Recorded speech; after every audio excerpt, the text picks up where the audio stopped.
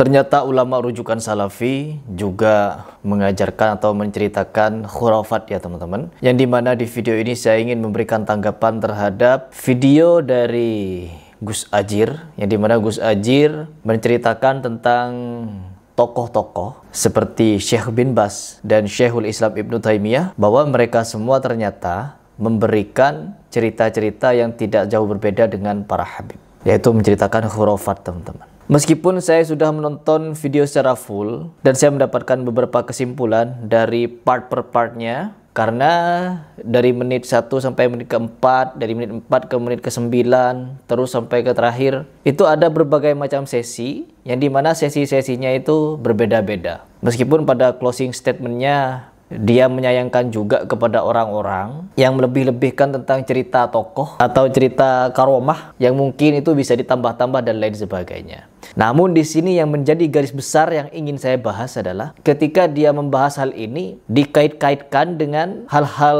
khawarikul adat yang terjadi kepada Syekh bin Baz dan Ibnu Taimiyah dan lain sebagainya itu. Kenapa tidak kepada kiai? Misalkan Syekhuna Khalil Bangkalan, misalkan kepada Habib Fulan dan lain sebagainya. Kenapa harus kepada tokoh yang dianggap Wahabi oleh kalian? Kenapa?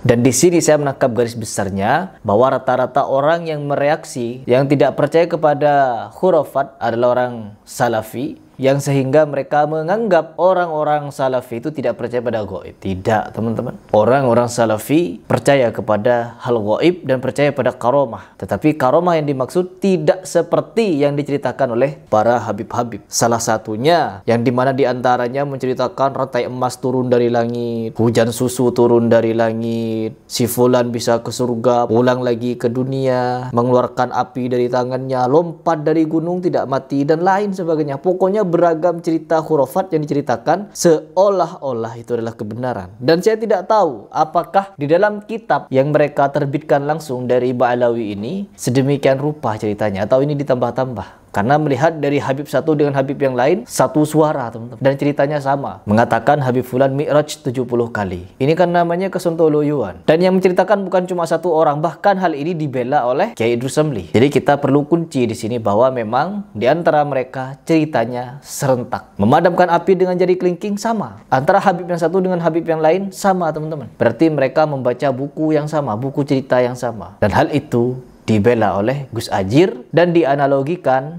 dengan hal-hal yang terjadi kepada Syekh bin Baz dan Syekhul Islam Ibnu Taimiyah. Seperti apa penjelasannya? Kita simak. Menurut Anda bagaimana jika ada seorang yang mengisahkan bahwa ada santri di dalam kamar asramanya tiba-tiba menutup pintu dari jarak jauh dengan cara memanjangkan tangannya? Masuk akal nggak? Masuk akal nggak? Ada santri yang memanjangkan tangannya untuk menutup pintu, dan santri ini adalah muridnya Syekh bin Baz. Kita simak dulu, nanti kita akan buka faktanya. Tangan memanjang seperti dalam kisah-kisah kartun. Kisah siapa ini? Ini adalah kisah murid Syekh bin Baz yang disebut dari kalangan jin. Dikatakan jin ini ikut belajar bahkan hingga di wisuda. Jika Anda mempercayai bahwa ada jin yang memiliki identitas untuk mendaftar di universitas, bahkan mendapatkan nomor kamar asrama dan bisa lulus sampai di wisuda, ya nggak apa-apa. Kadar logika seseorang memang berbeda-beda. Kadar logika seseorang memang berbeda-beda. Di sini beliau mencoba untuk menggiring pemikiran kita bahwa orang-orang Salafi juga menceritakan tentang khurafat. Ketahuilah teman-teman, saya di sini juga sudah mempertanyakan kisah ini yang sebenarnya bagaimana, dan saya sudah mendapatkan klarifikasinya bahwa kisah tersebut ada yang mengatakan hanya kabar burung semata, bukan keluar dari lisannya Syekh bin Baz sendiri, tetapi ini hanya kisah dari mulut ke mulut teman-teman, bahwa pernah terjadi di masanya Syekh bin Baz ada jin yang menyerupai manusia belajar kepada beliau. Ya bebas, jin ini memang diberikan kemampuan oleh Allah Subhanahu wa taala. Jin bisa menyerupai apapun yang dia mau, makhluk di dunia ini. Bisa menyerupai manusia, bisa menyerupai ular, bisa menyerupai anjing. Itulah jin teman-teman, memiliki kemampuan itu. Termasuk ketika terjadi kepada Abu Hurairah. Abu Hurairah juga mengalami hal seperti ini, yang dimana ketika Abu Hurairah memasuki ke lumbung gandum ya teman-teman, menjumpai seorang lelaki yang tengah mencuri gandum, kepergok. Lalu berulang-ulang kali lelaki tersebut melakukan pencurian di lumbung tersebut. Ditangkap.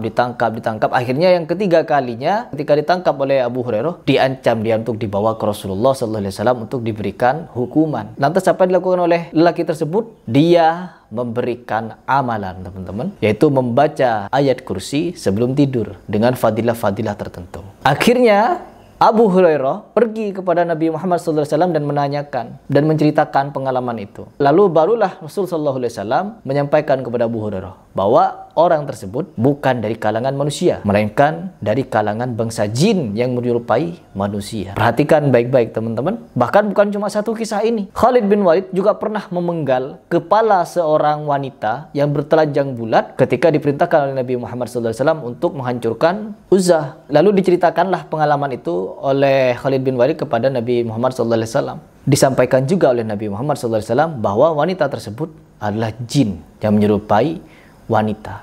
Bahkan ada yang masyhur, ada ceritanya Syekh Abdul Qadir Al-Jailani yang dimana didatangi cahaya yang menerangi seluruh penjuru. Jadi Syekh Abdul Qadir Al-Jailani hanya melihat cahaya dari semua penjuru, kemanapun dia memandang ada cahaya. Lalu keluarlah suara dari cahaya itu yang mengaku-ngaku kalau dia adalah Allah Subhanahu wa Ta'ala, dengan mengucapkan kepada Syekh Abdul Qadir Al-Jailani, "Wahai Abdul Qadir Jailani, sesungguhnya aku ini adalah Tuhanmu. Aku adalah Allah. Mulai hari ini telah aku halalkan yang haram bagimu, dan telah aku bebaskan engkau dari kewajibanmu." Jadi disuruh meninggalkan sholat dan semua yang haram halal baginya. Perhatikan, iblis, jin, setan, jangankan berwujud manusia, mengaku-ngaku Allah saja, dia mampu teman-teman untuk membuat fitnah. Akhirnya apa? Syekh Abdul Qadir Al-Jailani berdoa kepada Allah Subhanahu wa Ta'ala, lalu meludah ke arah kiri dan hilanglah cahaya itu.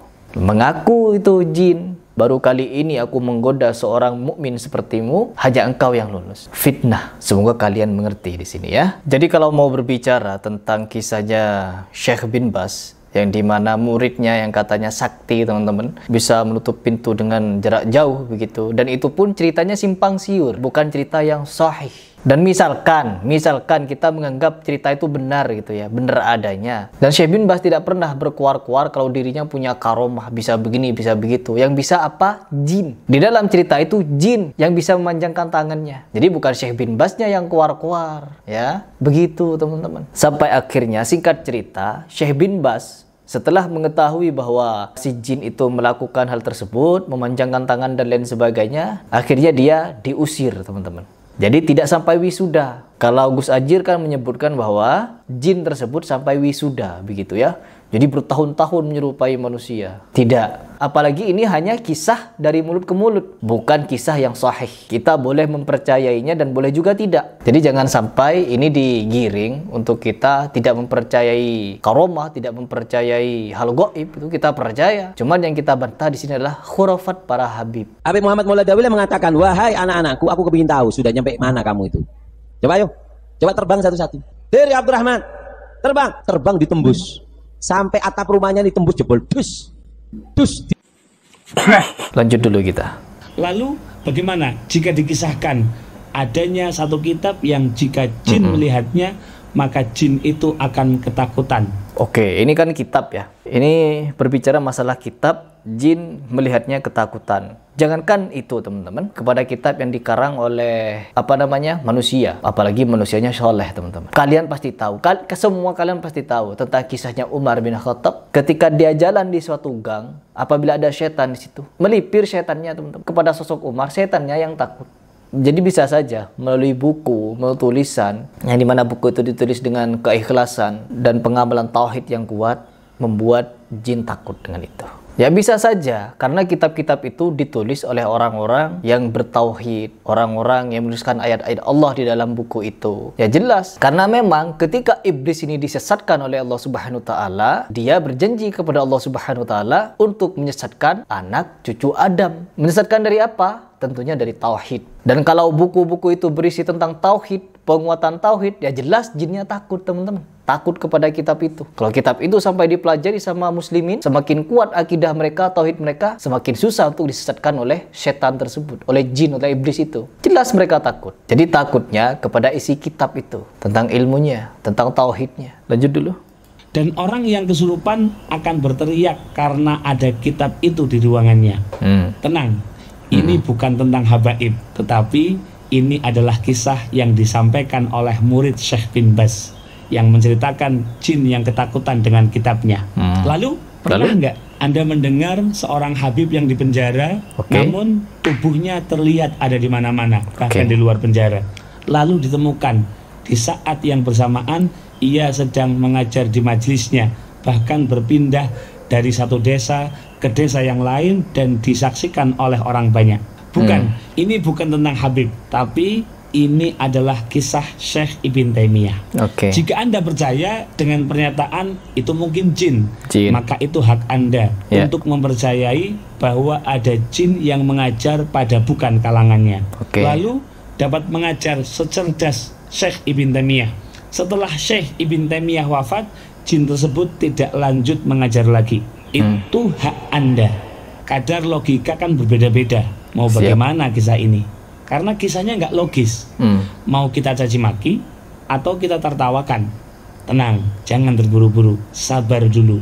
Sekarang kita pelajari framework karomah. Ya, dikira teman-teman orang-orang yang tidak percaya dengan khurafat Habib itu dianggap tidak percaya karomah. Jadi penggiringan opininya ke sana. Kita mengukur apa itu karomah dan apa itu khurafat bisa sangat dengan gampang, teman-teman. Bahwa setiap dari diri kita ini adalah wali Allah. Modalnya cuma dua hal. Benar-benar beriman kepada Allah Subhanahu wa taala dan benar-benar bertakwa kepada Allah dan mengikuti petunjuk dari Nabi Muhammad SAW. Jadi untuk menjadi wali Allah itu dua ini syaratnya. Benar-benar beriman dan benar-benar bertakwa. Kalau kita sudah menjalankan dua hal ini, meskipun kita tidak punya kesaktian sedemikian rupa, kita adalah wali Allah. Karena Allah sendiri yang menyatakan seperti itu. Paham sampai di sini? Jadi kita jangan sampai salah sangka ya teman-teman, yang dimana sedikit-sedikit wali, sedikit-sedikit wali. Ketahuilah kata Al-Imam Asy-Syafi'i bahwa ketika engkau melihat seseorang bisa terbang, bisa berjalan di atas air, maka janganlah kalian tertipu sebelum kalian menimbang perbuatan amaliyah orang tersebut dengan Al-Quran dan As-Sunnahnya. Di sini sudah jelas ya, rambu-rambunya untuk menjadi wali Allah itu bukan karena dia sakti, sebagaimana perkataan wali ini. Ini anaknya pamer keramat. Ayo siapa ini yang kira-kira gantiin Abah? Al-Hamid ngeluarin rantai emas dari langit. Keramatnya Al-Hamid tuh, ngeluarin rantai emas dari langit sampai ke bumi. Ngeluarin rantai emas dari langit sampai ke bumi. Lagi ngobrol sama kakaknya Al-Muhdhar nih, Syekh Umar Muhdhar. Ayo wahai Syekh Umar Muhdhar, dilihat keramatannya, nurunin rantai emas dari langit.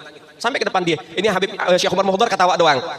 Dia bilang sama adiknya, Al-Hamid, coba lihat tuh paling atas siapa? Gak tahu ada Syekh Umar Muhdhar megangin rantai dari atas. Lebih hebat saya, katanya. Tuh anak-anaknya bagaimana abaknya? Enak. Turun rantai emas dari langit, uji coba karomah, tes-tesan karomah, adu karomah, sontolo.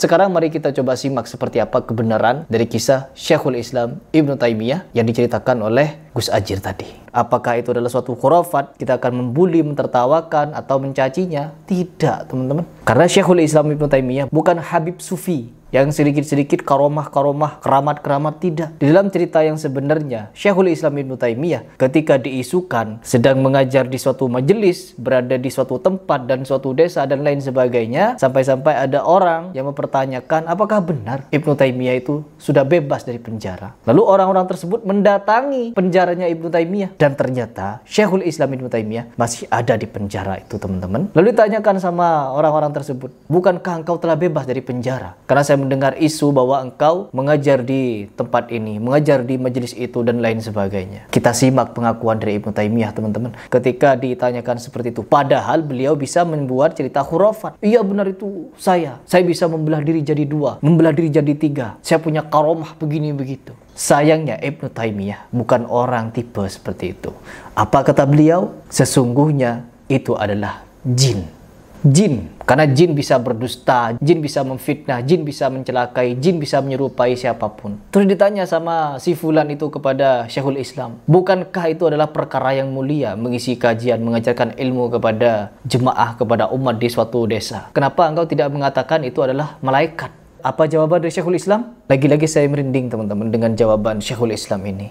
Apa kata beliau? Sungguh malaikat tidak akan pernah berdusta, tidak akan berbohong, tetapi jin bisa berbohong. Kenapa berbohong? Akan menimbulkan fitnah. Padahal Syekhul Islam tengah di penjara, Lalu ada desas-desus, dia mengajar kajian di berbagai macam tempat. Jinlah pelakunya untuk menimbulkan fitnah. Sehingga apa? Bisa membuat para penguasa pada waktu itu curiga kepada aparat setempat. Yang dimana mungkin membebaskan Syekhul Islam untuk keperluan tertentu. Berkhianat kepada pemerintah dan lain sebagainya. Tapi yang terjadi apa? Syekhul Islam mengatakan itu jin yang berdusta atas nama Ibnu Taimiyah. Perhatikan teman-teman.